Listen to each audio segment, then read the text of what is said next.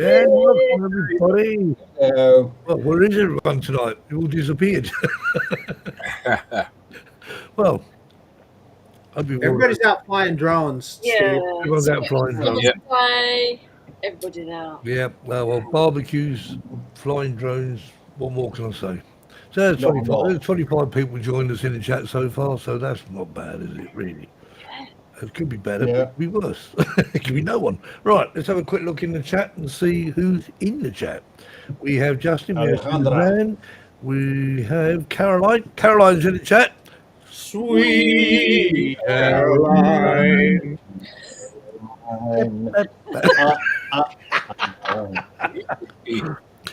Caroline, you'd miss it if we didn't do it, wouldn't you? Trust me. Patrick. We've got a song about Patrick now. Hi, Patrick. Elgry Photo Art. Brandon's in.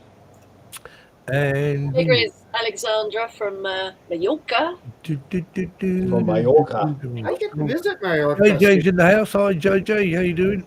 See your video. Hola, Alexandra. And Bud and Karen Yeah. Tekla's is in. and Kev in the house. Oh, Kev's here.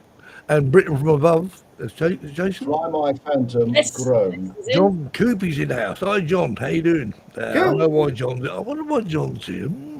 Yeah. That's a big deal. SJM Drones and Media and Johnny Depp's in the house. You get fed up eventually. And Hawaii girl. Technique FPV. Hello, Rick. Do, do, do, do. Our two regular FPVers, Carolyn and Koopy.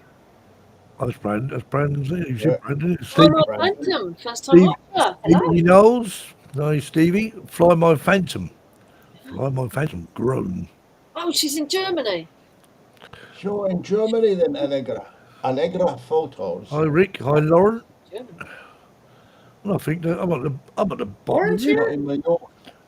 Where is everyone? Highland Co. Yep. Nina's in. and Suzanne Albion. Yep. I've done them once, Kev. Lauren. About a week ago. So you know who we're missing? We're missing Tom, TC. Where is he? Oh, No, yeah. he's in. I'm coming. Tom's in. Right. Is he in? Okay, good. Yeah, he's in. Oh, where is he then? Can't see him on the list. He's snuck in the back door without me noticing. If we just had Gary Foster in the chat, we'd have all three of our Canadians. We certainly would. Indeed. Yeah. I Steve G, and thanks for the shout out, Johnny Depp. I'll tell you, that's Johnny Depp. I'll tell you that. No one believes me. You wait and see. I know these things.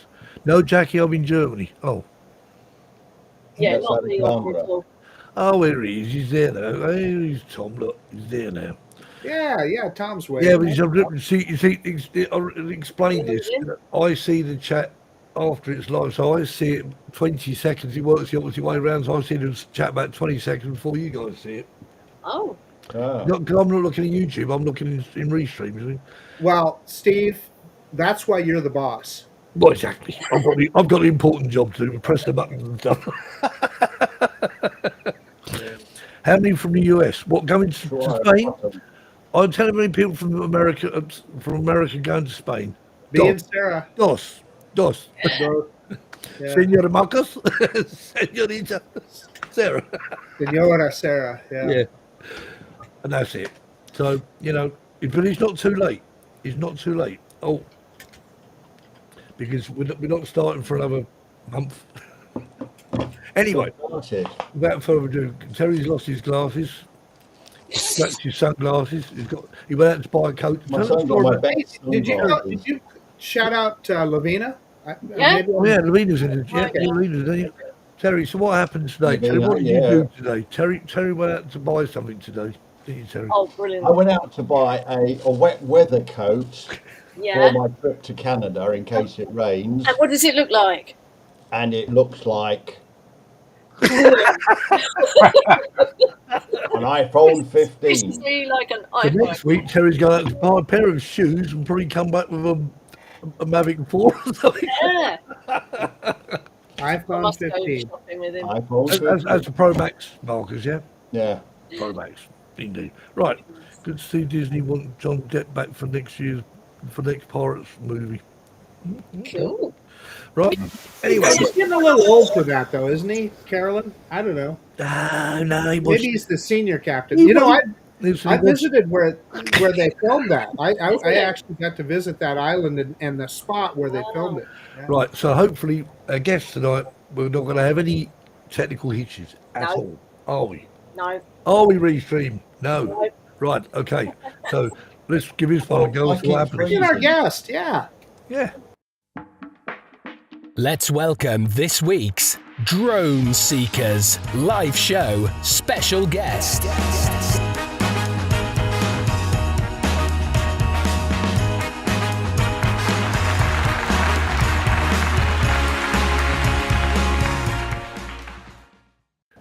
And he's Yay! moving into the prominent position.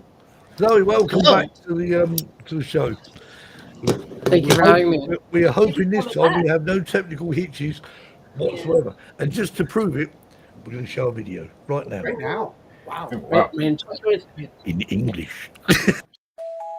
This is a Sparkle, a 3.5-inch drone. We're gonna fly it here, have some fun. So check this out.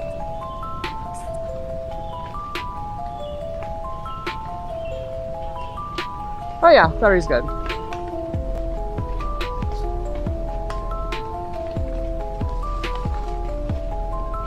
It's so pretty out here.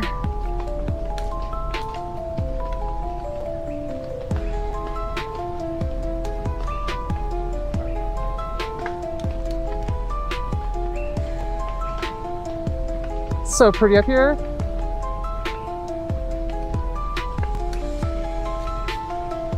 See if we can top these trees a little bit. Wow. So pretty.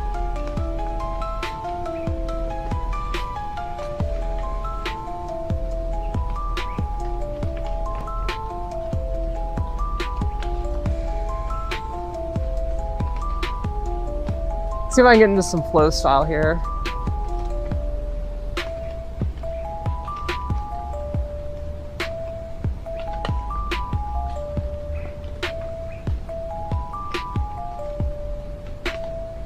So far, so good. Have some fun.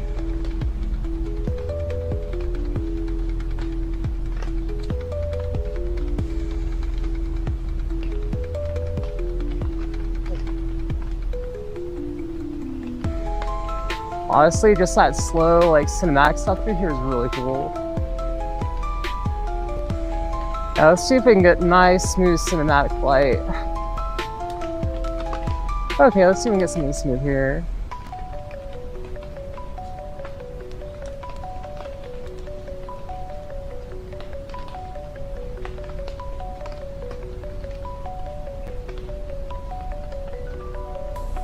Whew, pushing my video a little bit.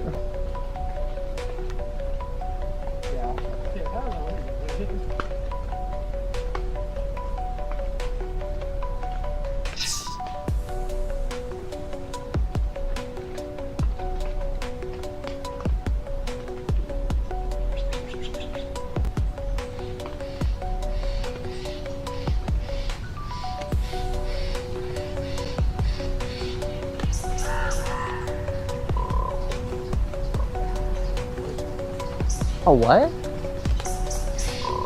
There's a bear cub? Wait, there's a bear cub where? Right down, I look over. Alright. Let's see this vlog right here. Uh-huh. She's on it, walk it down. Oh,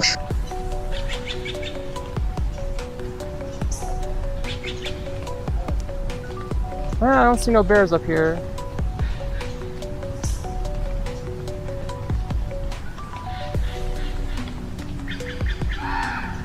It is a good flying spot though.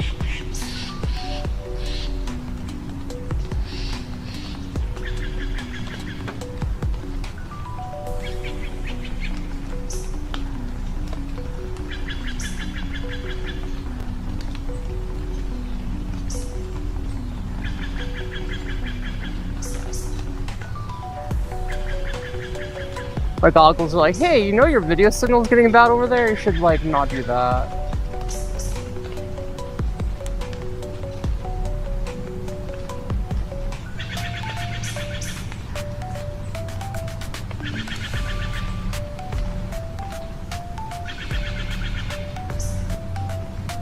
Oh, that's such a shot.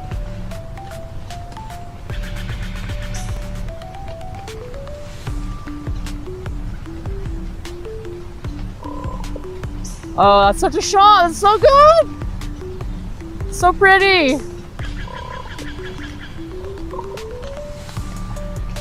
Also, I am way too far away.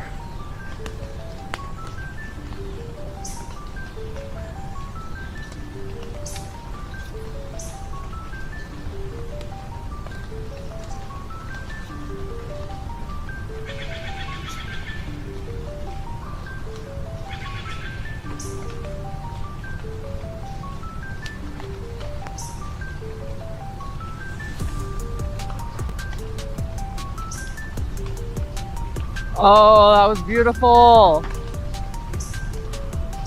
That was the shot right there. Okay, come back home, coming home. Battery's low. That was freaking epic.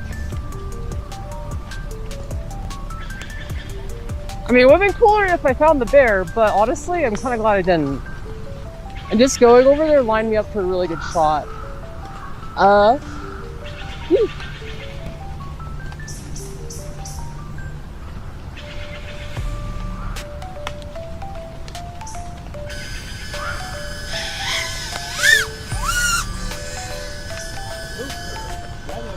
That was a desync. See, this is why I don't trust Blue Jay. Well, we're gonna fly this without 3D. Yeah, that was straight up no. That was funny. Yeah, I even heard the motors. They're like, nah, we're good, dog. We're good. Wow. Fly drones Some of the most motorcycles. I mean, okay, so I wasn't even planning on flying that day, but I was like, I can throw a 3.5 inch in a saddlebag and bring my recording setup with me. And honestly, it was a cool spot. Like, it was. So I used to ride daily before I got into FPV. I used to ride motorcycles on like a regular basis. It was my daily habit. On the weekends, I go to this local motorcycle garage, and I'd work on bikes with my friends, and it was my life before getting into FPV. And then I couldn't ride anymore for years on end. Like I was bedbound, and finally, after getting sick of playing video games and not doing anything, I got into building and working and flying on drones. And, you know, it's only recently that I've been able to get back on a bike. And combining those two things is like, oh, so good. Gotta be heavy. We got to find him, Patrick. I know Patrick obviously does. He's been riding motorcycles 36 years, and yeah, it's. So Zoe, one of the things that you do that I find, well, I'm impressed with, is the fact that you can fly FPV and live narrate at the same time. People don't know how hard that is. I live narrate videos, and I can barely do it with a camera drone. It's something I've been trying to do more of lately, because I feel like when you fly FPV, especially on social media and stuff, like you can have really good footage and you can have a really good shot, but like if you can't connect the pilot to the image and what you're doing, it kind of a disconnect for the general public. Like people that don't even know what FPV is or know what drones are, I feel like can connect with content if they see you as a pilot as a part of that content. So one of the things I've been doing a lot lately is the entire time I'm filming myself with a hover air drone. Yeah, I see that. It's just flying in front of me. And I use, so there's a couple techniques that I can cut the noise of the drone out. So my audio, I'm cutting the drone noise out. You're not hearing that at all. No, do you? And then I fly normally, and then I can combine those two shots to give you the pilot perspective and the drone perspective. And people, I love this thing. This is such a great tool. Like, I hate how much I love it. That is the thing, Marcus, because at the end of the day, I mean, you know, obviously that is one good use for that. I'm sure the Neo, would the Neo do the same thing, yeah? Yeah, it would, but the camera's much better on this. Oh, okay. Yeah, and this thing folds up. It is like the size of my phone. I can put this in a pocket. I can carry it with me. Like, when I don't want to take my drone setup, and this is like this is why I love this drone, and it's such a flex, but like this is my purse. I can put it in my purse. It's gone, and I can take it with me and go about my day, and then if the moment strikes and I want to get some footage, I can throw this up in the air, get some good selfie shots, or I can control it with my phone. As you just demonstrated, there's not much bigger than your mobile phone either, is it? Yeah. You know? It's Do away with the GoPros. Yeah. Get one of those. Well, the issue is going to be that's what it's for. It's a great B-roll camera, right, Zoe? Yeah. However, so using it as a primary camera is difficult because initially it didn't have the ability to record audio while you're filming. But I'm using a DJI Mic Mini, and I finally got it set up to where it's cutting out the drone noise, recording from the Mic Mini, and it's recording it directly to the same video track on the Hover Air. Oh, Yeah. So you don't have to sync them; they just do it itself. It just does it now. Yeah. Before, like on that video, I spent hours just syncing the audio and video together because everything was completely separate. Marcus has got a tip for that, haven't you, Marcus? Well, my editor will do that. My editor will do that automatically. Yeah, I do the clap. Yeah. And that way Also- it's easy to synchronize. Yeah, I also use the clap, but now like everything just happens automatically. It's just using the audio from the Mic Mini. It's cutting out the drone noise. The downside I see is just you got about a 12-minute battery life. Other than that, Oh, that's okay because FPV batteries are short. I was going to say, You also have to think about like if you're going out to make content. Like I like the fact 'cause I have 2 batteries for it. I can get all the pickup shots I need with 1 battery. You know, the orbits, little intro shots. You know, the pullaways. Like I do a few of those shots, and then on the other battery, I can fly 2 to 3 batteries on my 5-inch or a little mini quad, while using it as my primary camera to record me, and it gives me just enough content to make like pretty decent social media posts. Having to think about filming like an hour or 2 hours of content, I know I have what I need in those 2 batteries. Everything's predictable. Yeah, I really like flying a selfie drone while flying an actual drone. It's plus very it's good. indestructible. It's Yes. hard to hurt it. I have tried destroying it. I've sent it out of windows. Like I had a pull away shot, and I lined it up right with a window, and it flew out of a window backwards. As soon as it went out the window, it was like I have no idea where I'm at, and it just dropped off the ground, and then it started flying into the house repeatedly, and it did not give up. It is indestructible. Like it is a very strong drone. I have crashed it probably 20 different times, just doing stupid stuff with it. But once you get to know it and you just trust it, it works really well. And you just have to kind of, trust the drone, trust the AI in it, trust that it's not going to fly away on you, and that the shot that you want is going to happen every time. I thought I lost it one time. I was flying it with a controller, and I was in the Caribbean. I flew it out over a bay. It disconnected and was just disconnected, right? Oh, no. And most drones, when they do that, they'll go into return to home, right, and come right back. Well, this one didn't do that, and I think there's a setting. It waited until it was in low battery. Oh, and then came back.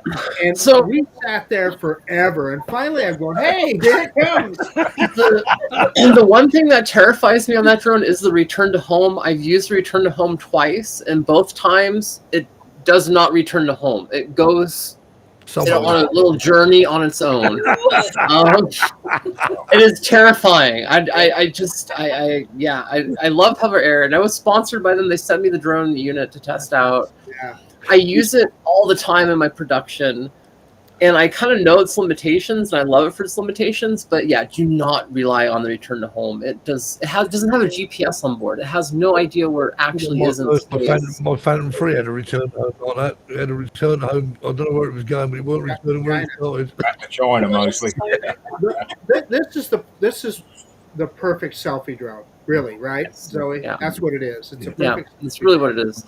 If you treat it like a selfie drone, you treat it like a completely pilotless, hands-off experience. Yeah, You're just picking the mode, you're pushing a button on it, and you're letting it do its thing. Yeah, everything's its own point. Right, let's watch another video because Another video. Yeah, let's watch another video. Yeah. You want to say the magic words, Marcus? Yeah, punch it, Chewy. I formally challenge you to a 3D battle. You, me, social media. I don't know what's gonna happen from this, but it's going down. Do you accept? You just set me up. I did. Oh my god. How could I say no? I mean, you could. I actually. Now watch this.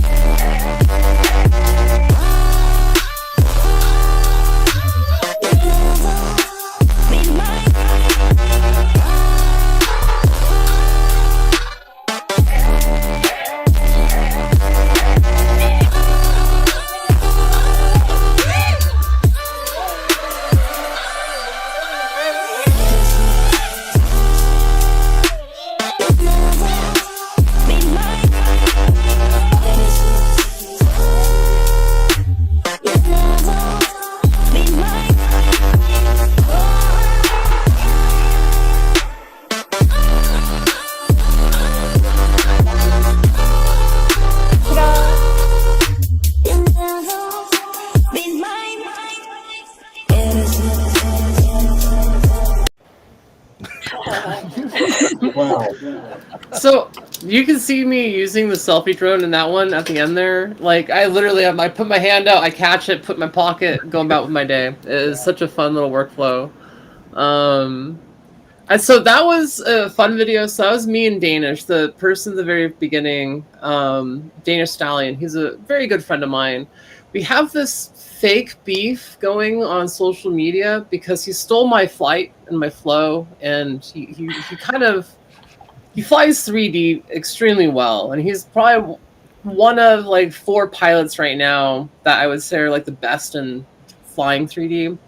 He's probably number 1 next to me, and his footage always inspires me, and we kind of like thought it'd be fun to have a beef on the internet and go old school rap battle with it. So we've been doing back and forth blows on flying, and it started off pretty mellow. That was supposed to be an easy video. That was supposed to be me in an open field flying 3D to set the bar very low, because where we're going to take things over the next few months will be very destructive to our drones. Yeah, so me and him have been practicing in simulator nightly for the last few days. It's going to be a really fun battle. He has some new tricks. Like he just released the pony roll, which is this like infinite roll that's sideways, like really close to the ground. We have a few things up our sleeves, but we're not going to... We're trying to go slow. Me and him are very competitive. Even though we're friends, we're very competitive, and it's gonna get very interesting. That makes it interesting. Because JJ says, I don't know how she's having fall down or get crooked flying right upside down. Interesting. Well, Caroline said, I've tried 3D flying in the sim. This broke me, she says. Oh, wow. Now, Why is it called 3D? What is 3D? Why is it different to FPV? So, okay, so it's actually an amazing question. Why is it called 3D? What is 3D? So when I'm flying, traditionally most people know drones, you have positive thrust, where the drone's propelling itself upwards. Mm-hmm. In RC helicopters, we have what's called a 3D helicopter, which has the ability to generate thrust both positive and negative, right? The way a collective pitch heli does it is through a very complex linkage system that allows it to change the pitch of the propeller live in flight. So it very quickly can go positive to negative pitch with keeping the same rotation, pushing the machine up and down within that direction and axis. With fixed pitch, we're starting and stopping the motor mid-flight. So we're going one direction, and then we're stopping it, going the other direction. With AM32, it happens so quickly that it's imperceptible to the human eye, and happens within milliseconds. Pretty dynamic. Mhm. A dynamic way of flying, isn't it? Yeah, it's very dynamic. It is, I think, the final evolution of FPV flying for most people, because in traditional RC, we had 3D helicopters, and I think anyone that's flown a 3D helicopter or seen 3D helicopters will say that it is cool.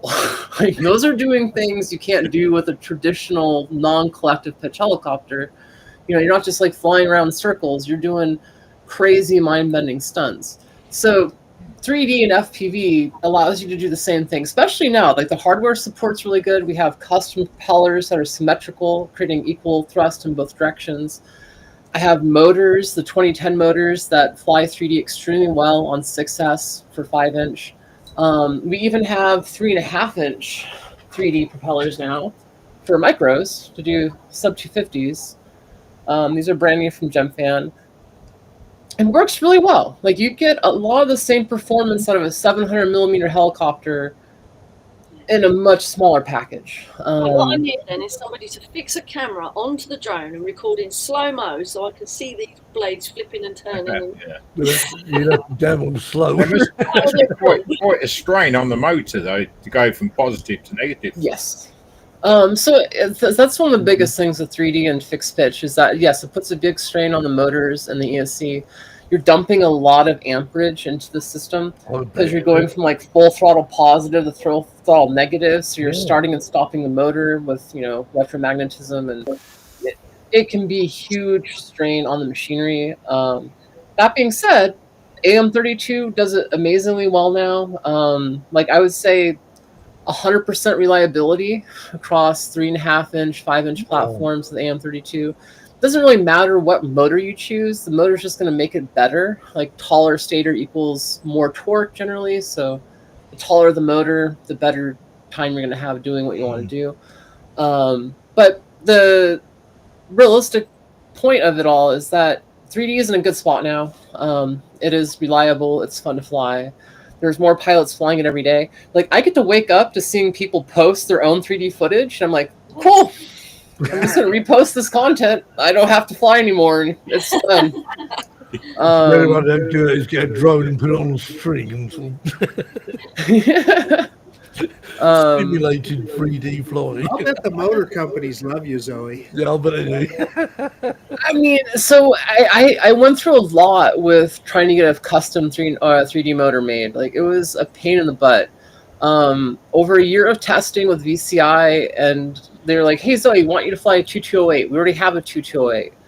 It'd be easy if you just used what we already have. And I was like, no, I want custom. That's it, you tell them, Zoe. Initially, they were not very happy with that. But the 2010 motor, performance-wise, exceeds expectations. Everyone that's flown it has been like, yeah, this is just better. Not just for 3D flying, but for freestyle in general, because it has a faster motor spin up. Yeah, that means you have less lag. You can run a lower PID loop. You get closer to actual flight feeling, where the machine is less of a barrier between you and flying. So is it more instantaneous as well? Then? Yeah, that's the real big one. So it does a few things. One, because it's faster and more instantaneous, it means you have to dump less energy in the motor to do what you want. Because it can actually get up to that speed easier and faster, it means you have less wasted energy, less heat waste. Basically, the longer you have to dump amperage to get to the speed, the more wasted energy you're putting into the motor, the more heat waste there is. So it runs cooler than a traditional 5-inch motor, and you have more torque. Like, it has 30% more stator volume than a 2207. And most people are running 2207 on 5-inch builds and then like, oh, these are great. Wait till you try a 2010, because it is a night and day difference in performance. We're not even talking like a 30% increase in performance. We're talking like a 40 to 50% increase in performance.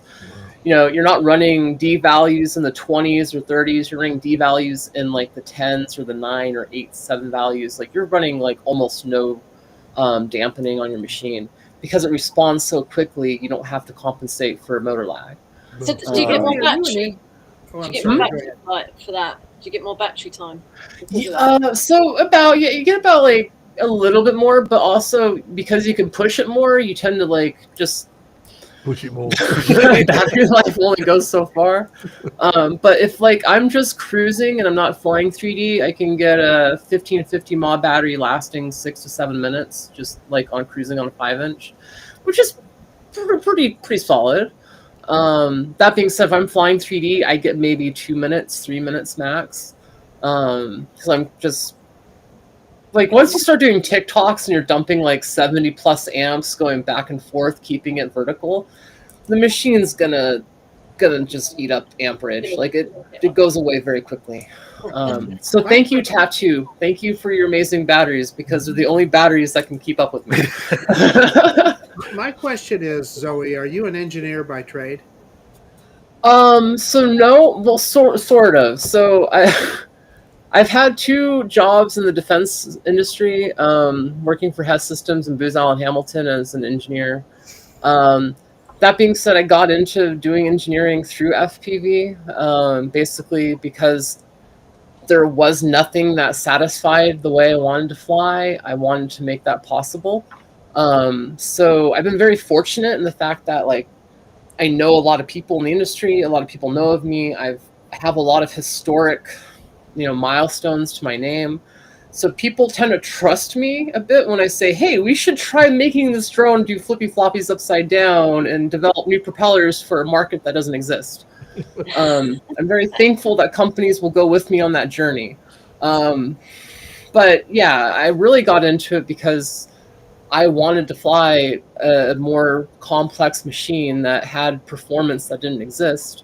And the only way to do that was to do it myself and become an engineer.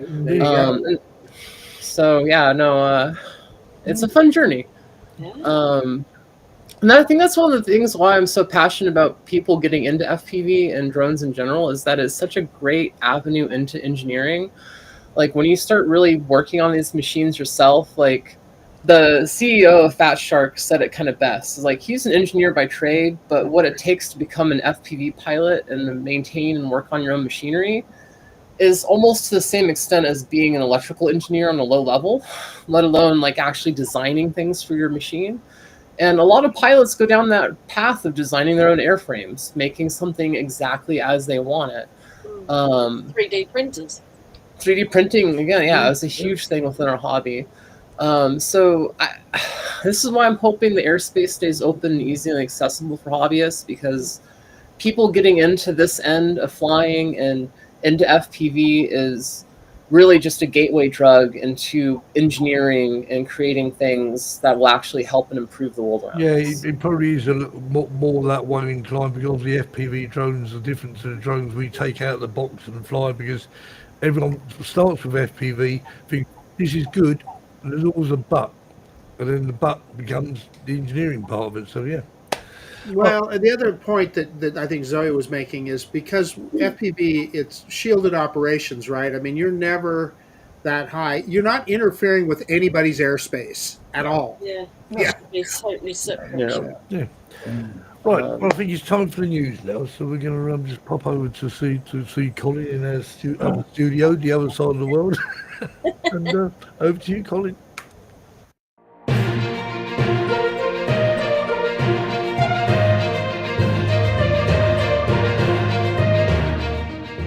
Hello again. It was Steve who first made me aware of this story about a village in the Cotswolds, which is going towards the western side of the UK, in an area of outstanding natural beauty, and apparently they're getting fed up with drones. So I've looked into this story a bit more, and there is actually more to this than meets the eye. Now, the village itself is called Castle Combe, and it's in the county of Wiltshire. They're now saying that they're getting lots of rogue drone operators, there's that term again, rogue drone operator, flying around their village. Now, they've cited 3 examples of what's happened. One resident said he had a drone flying around about 10 foot above his head while he was sitting in his back garden. Another resident has said that he was in the bath and he looked out the window and there was a drone hovering outside the window. And a third resident has said that they had a drone following them when they were walking down the street. Now, obviously, if all of these three examples are true, then that is out of order. But when you look into it a bit more, the village itself has got 400 residents. That's permanent residents. It also has 121 holiday homes, because it is a very, very hot tourist spot. It also has 150,000 visitors every year, and they are picking on 3 rogue drone users, and they are trying to stop drones flying completely over their village. What they're doing now is putting signs up in the window saying no drone zone. Well, my question is, why pick on drone flyers when there's only been 3 incidents? When I've been looking through the internet, there's been several instances of people caught for speeding through the village. Are they trying to ban motorists?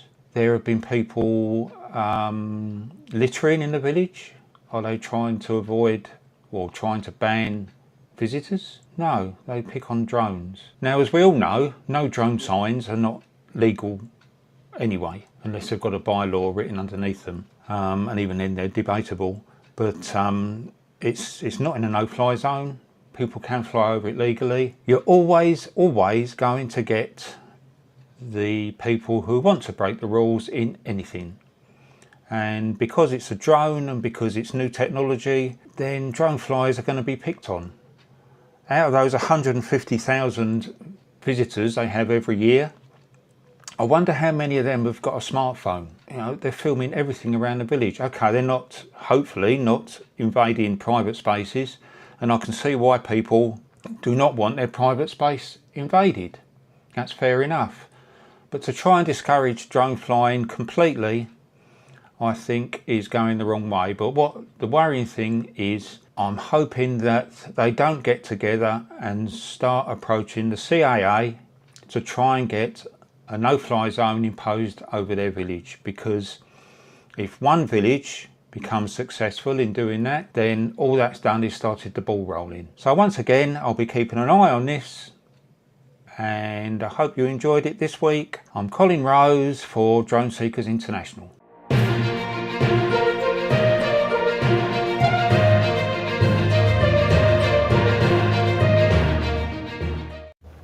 Thank you, Colin. So much anti-drone sentiment out there. It's just crazy. I wouldn't have thought you could just have a no-fly zone just because a resident didn't want it. I mean, it's got to be a reason, like an airfield or a military base, hasn't it? Well, I mean, what Colin's saying there is, of course, if there's enough pressure from residents of the village. Yeah, well, I don't think that'd be enough, would it, on its own? I wouldn't have thought Real so. reason, surely. Enough pressure seems to be like 3 people that are upset that someone flew a drone once. There you go. Exactly. To be honest with you, it probably wasn't 3 people, it was the same one. And of course, all their stories or reports would have been exaggerated. Of course, Looking in my windows and all that. Yeah, really.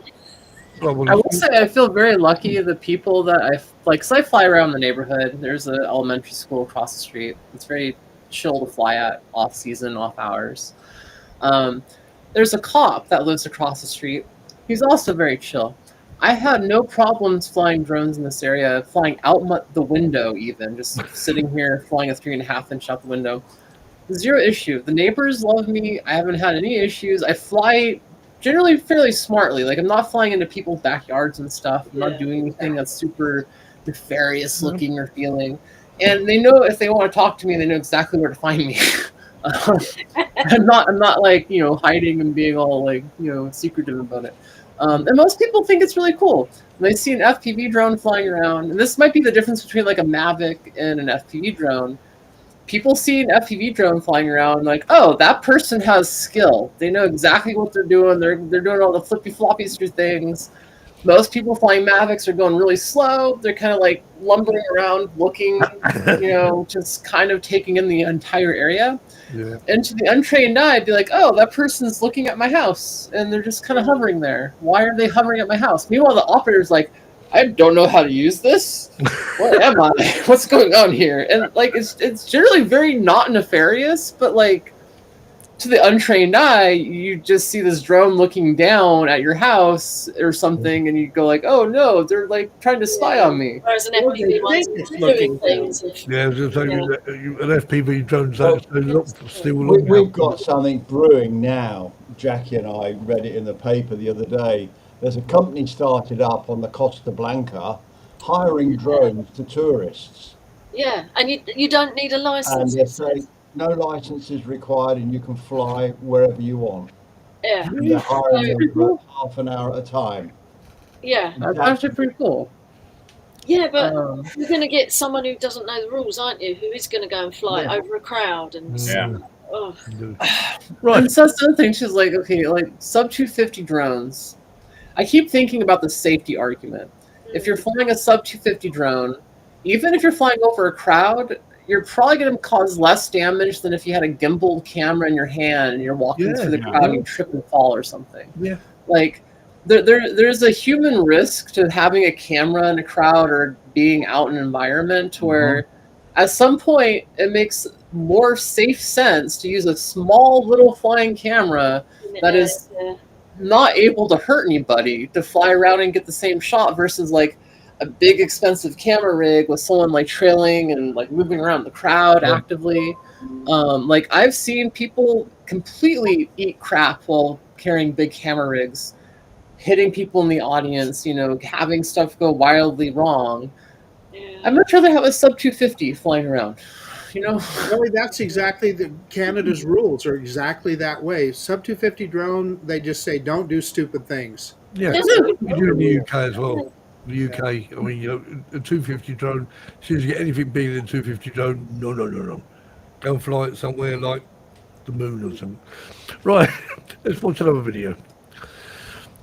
We'll find a warning. Yeah.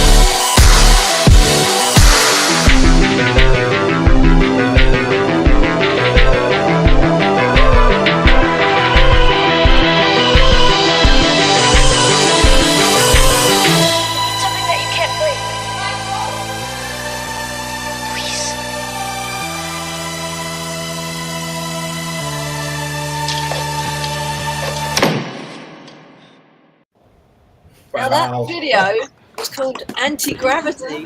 Which That was an older one. I took me a minute to remember that day. I'm like, wow, that was many years ago. Yeah, and now which brings us to a very good subject. Anti-gravity. Anti-gravity. Right, so what do we know about the anti-gravity A1? That is the coolest drone launch I've seen in a long time, and I really, really want one. And I want to play with it. I want to fly it. I want to do crazy things. The entire concept of a 360 drone is, I think, one cool. Something that's been done in FPV before. Like people, it's existed. You know, like we've had 360 drones. To have a first-party launch where you have a drone that you control via just one, like the DJI had the single hand transmitter to where you're kind of just pointing to go where you want. Very intuitive. They have a set of goggles that goes with it to allow you to just kind of look around the world and kind of go where you want. I want to play with that. That seems very different. I don't know if that's a good thing or a bad thing yet. I think for most people that have never flown a drone, it could be a very good thing. And it's just different. It's for the first time in a long time, like, oh, hey, something new is kind of coming to market, doing something a little different than DJI. Have you seen the goggles? It looks like one of them from the outside. Yeah, it's got the monocle display. It's so cool. Yeah. Well, the beauty of the drone, I mean, if anyone's into 360, I know Jackie is, and I've sort of dabbled. The good thing is obviously manipulating the footage from that drone. You can be anywhere, north, south, east, west, and anywhere between, or up and down. So Imagine like chasing drift cars or something. You're just gonna. Yeah, I've seen a couple things of people making it almost look like they're flying 3D because you can do very crazy motions and transitions with it. I think it'd be fun to be able to play around with that kind of perspective shifting in post.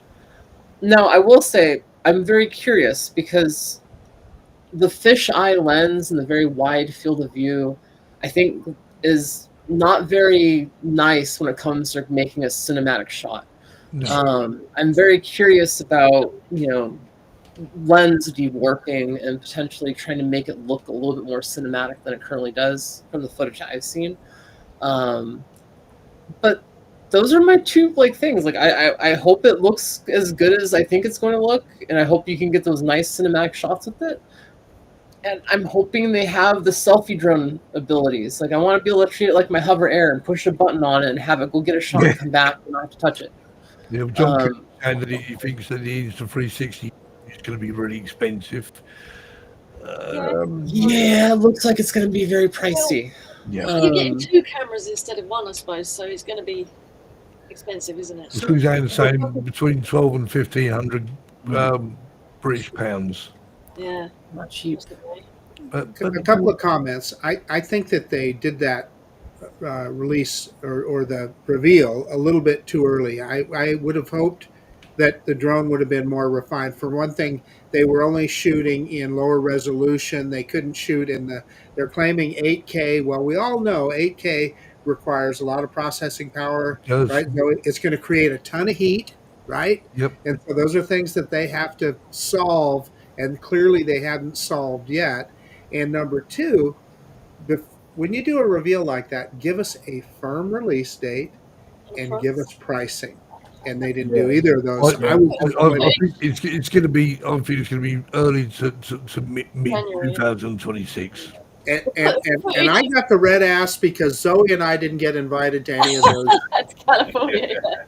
So the footage isn't 8K though. 8K is like 360, so you'll only ever see part of it. You're going to crop it into 4K, Jackie. I was going to say, would it be? I always get stuck on is for social media. Let's be real for a second. Most content should be made for social media at this point in time because that's where most views are happening. It's where engagement happens for an audience. Anything past 1080 vertical, and you're wasting pixels. Right. Yes, you can have better bit rate, and better bit rate makes a huge difference when you're talking about this. But if you're talking about a 4K image even, and you're trying to crush that down to a 1080p resolution which is what most social media posts get re-encoded into is 1080. This is why I'm saying 1080 is king. as long as you got that, you're good. So even like a 4K camera, like zoom with the whole, you know, 360 cam setup, you could still get that nice 1080 like section you want without having to like, you know, sacrifice quality. Well, I consider sacrificing quality. I'm a YouTube guy, and I can upload all the way to 8K on YouTube and 4K as always. Which is nice. And I still like making, you know, 4K for YouTube. But like most, and I hate this, I've embraced at this point. Most of my views now are on social media, or the TikTok or Instagram or Facebook. YouTube does not care about long form content and drone footage for the most part anymore, unless you're like a couple outlier channels that are doing like bigger content and you're somehow locked into the algorithm.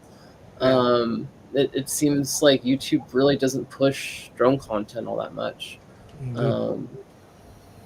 Yeah, short form definitely took over a few years ago, and I get your point. TikTok, my God, you know, you get millions of views on. Well, long form does good on TikTok too. Videos that are more than 3 minutes long do great on TikTok. Like I think there's a misnomer out there that only short form content works on TikTok and social media, and no, if you have good long form content, put it out there. Like Instagram will do up to 3 minutes now. TikTok, you can do like 10 minutes. Some of the videos I posted more recently are just long form videos. Exact same thing I post to YouTube, except reformatted for vertical. And shot for shot, my stuff on social media does better than YouTube. Like thousands upon thousands more views. And it's the same long form content, just on a different platform. So that was the biggest mistake I made, was thinking that I had to make short form content for, you know, social media. Okay, right. Soupy makes a good point there. Sorry, I was a tangent. So anyway, so it's that time of the day, I think. Do you think it's that time of the day? I think it's that time of the day. We're late. We're dragging his heels. Terry's going, not yet.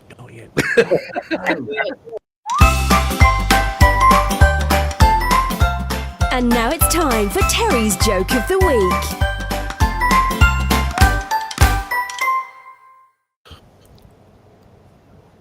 Can you hear me?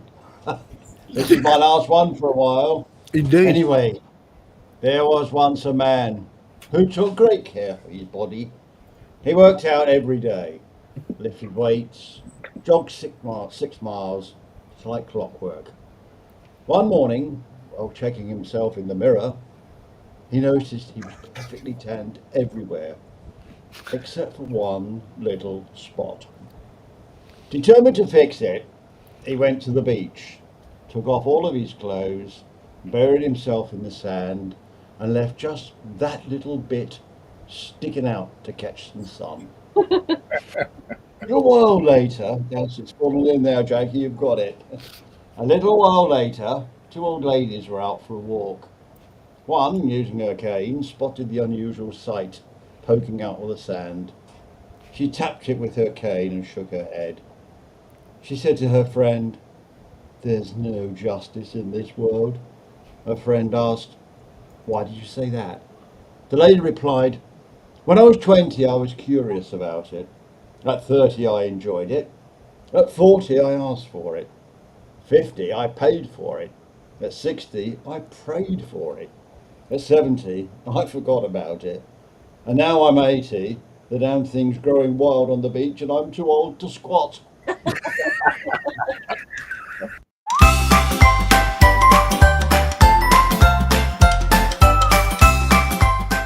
Terry's Joke of the Week. How was that? Terry. Oh, dear.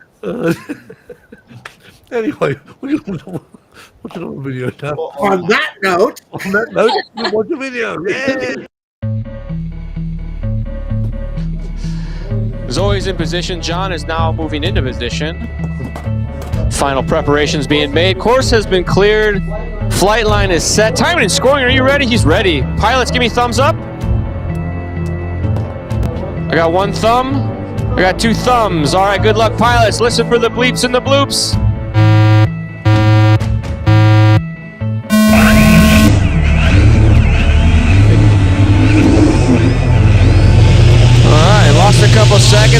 is underway.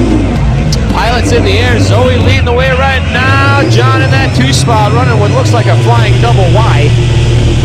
Coming through the front side section. Zoe on the gas, going fast. Check her out on the social media. ZOE FPV.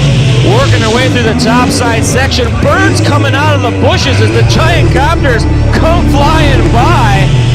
Coming back down the hill they go. Lap number 1 in the books. Here comes lap number 2. John closing the gap. Zoe leading the way. Wind pushing in their faces as they come through the ridgeline section.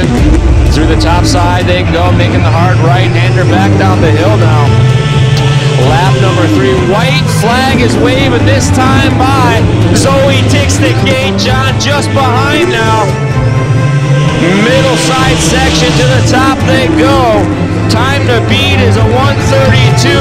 Geyser through the top side, moves to the inside section. Zumwalt comes across the top. Through the gate they go, side by side. Ladies and gentlemen, put your hands together, make some noise. Pilots, bring them in, shut them down. Land them in the grass for us, please, pilots, in the grass for us. Thank you much. Nicely done.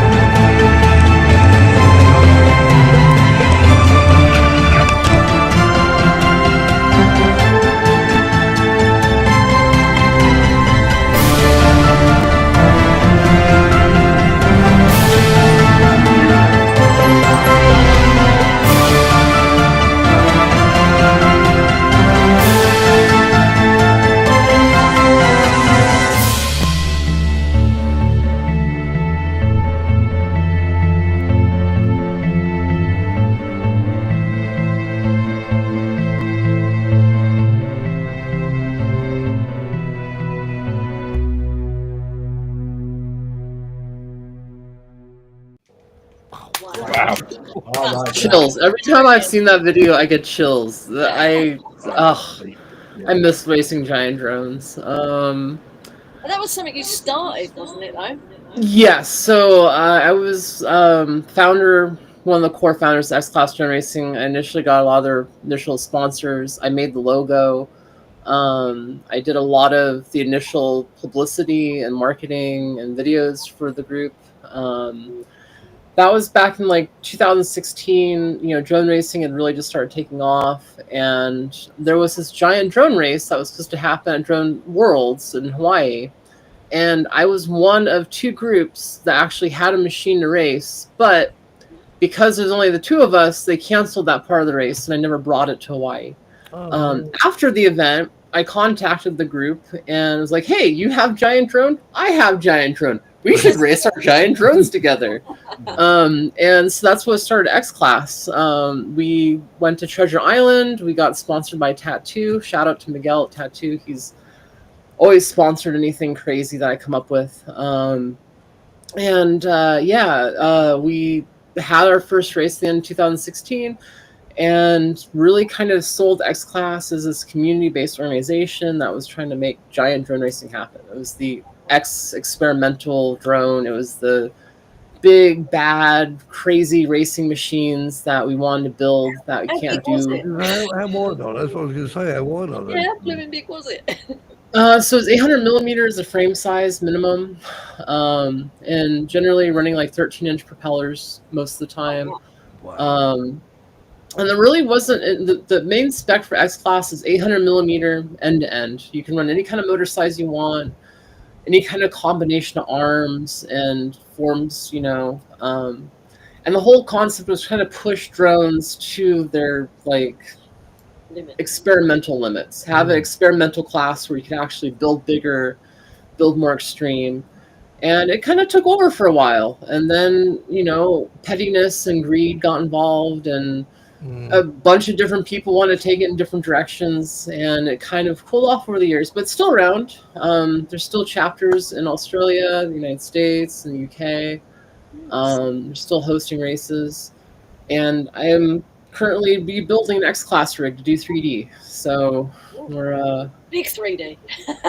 big 3D, big. Do not screw up 3D. Like I was like earlier, I'm like, it's really cool because 3D is no longer a giant 700mm sized helicopter. It's small and better now. And now I'm like, I'm gonna build a giant X-Class rig to do 3D.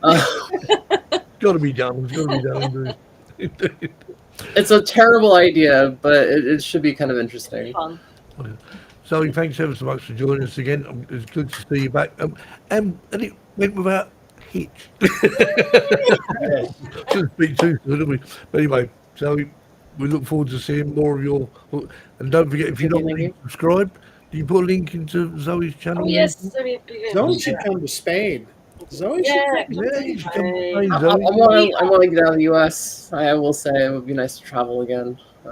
It would be great. It'd be great. If you have a job for me outside the United States, hit me up. So anyway, so that's all for this week. Thank you very much for joining us in the chat, and Zoe, of course, again. And I'm sure Zoe will come back and visit us again. Yeah. Shortly. Sure. She's got a cool glass on. And hey, look at that. Okay, so anyway, have a good week, everyone.